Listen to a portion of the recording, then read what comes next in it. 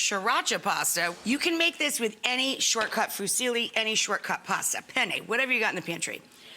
But it's extra fun if you get some of this Sriracha fusilli, because the pasta itself has a little sriracha in it. In the recipe, I think I wrote to cook off, a quarter to a third of a pound of bacon. Nice meaty bacon. This is from Oscar's. It's his favorite.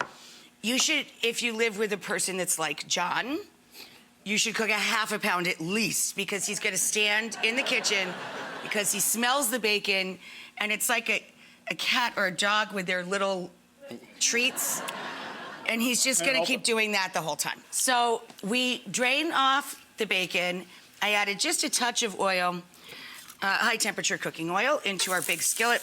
We're gonna add a couple inches of ginger root, cut into little matchsticks. The whites of our scallions, one large bunch of scallions. And a couple of jalapeno or serrano peppers, a couple of chilies. Okay, give that a little stir.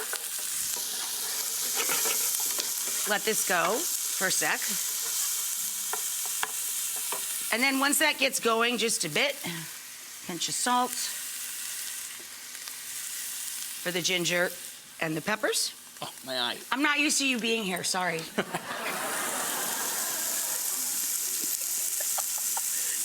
Well, when we're working upstate, he's on the other side of the counter holding the camera because it's just the two of us. And he only comes here like, you know, whenever we do a Friday show. I'm sorry, I really did hit you right in the eye, didn't I? That's okay, I'll live. Then we're gonna add a little bit of Shaoxing. This is rice cooking wine. You could also use dry sherry. A lot of us have that on hand. About a quarter of a cup. I don't measure it, I just kind of throw it in there. And let that cook out just a little bit. And then because of the bacon, I like fire roasted, diced or crushed tomatoes in this. A little bit of that. As much or as little sriracha as you like. I put 3 or 4 tablespoons in ours. Just taste the sauce once it comes together for you and figure out the heat level you're most comfortable with. Why don't you take the salt, liberally salt the water, and cook the pasta 1 minute less than the package directions. Okay. I added the fire roasted tomatoes, the 1 can, 14 ounces, just shy of 2 cups, to our already smoky smelling pan because it has a little bit of bacon drippings left in it. To give this a place to cook out and to intensify the flavor a little bit, I add a little bit of bone stock, either chicken or beef. And then I turn the heat up a little bit so that reduces and that flavor concentrates a bit. And we're going to also add a little extra tomato product. Now this is a large jar of passata. You can buy a 2 cup exactly, that's what you need for this dish is 2 cups. But just know that a large bottle of passata is 3 cups. So we're gonna let that reduce and thicken up just a bit.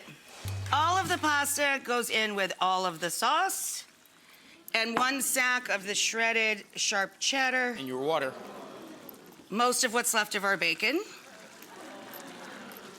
Most of our herbs. And now we stir until the cheese melts into that hot mess, literally. With our sriracha. Now, as I said, you might want to start. I told you I use 3 to 4. Were you not listening? We use a lot. We use 3 to 4 tablespoons, and it's not really that spicy. Not for us, anyway.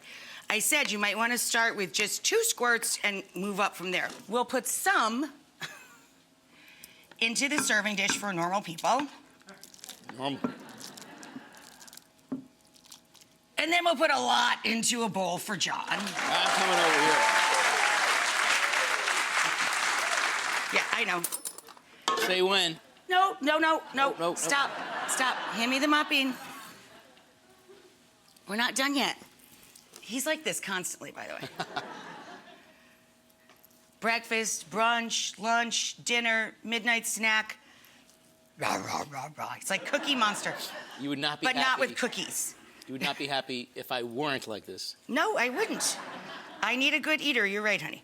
So then we scatter the rest of our herbs and our green onions all around, right? The little green tops.